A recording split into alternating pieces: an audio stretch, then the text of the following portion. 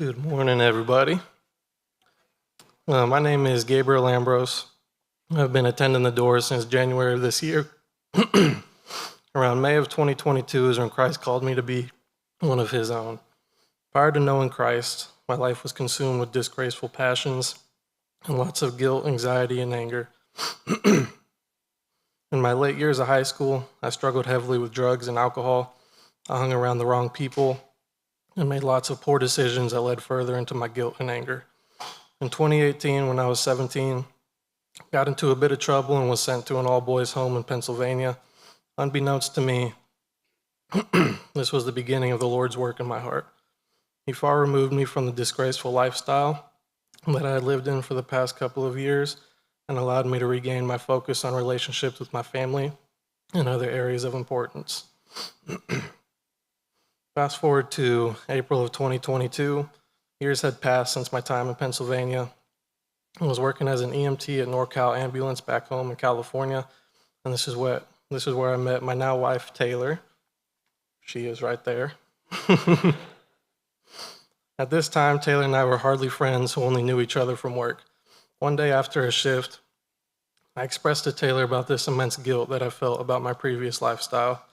I mentioned something about feeling like I did not deserve to be forgiven, to which Taylor brings to my attention a text from Psalm 103, verses 10 through 12.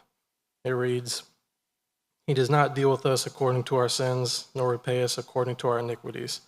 For as high as the heavens are above the earth, so great is his steadfast love towards those who fear him. As far as the east is from the west, so far does he remove our transgressions from us."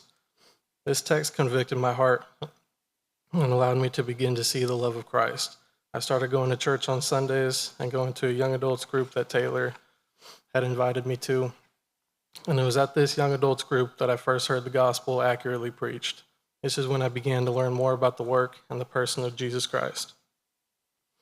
I learned about how God had sent his son to live a perfect life, to die a sinner's death, and to be resurrected on the third day to defeat that death. I learned that the Lord did this so that we may have forgiveness of our sins and be counted as righteous before him. Most importantly for me, I learned that this work of Christ did not depend on the work of Gabriel Ambrose. This debt has been paid for me by no work of my own. The Lord gave me a heart of flesh, replacing my heart of stone. He restored my soul out of love. Our God is one who gives hope to the hopeless.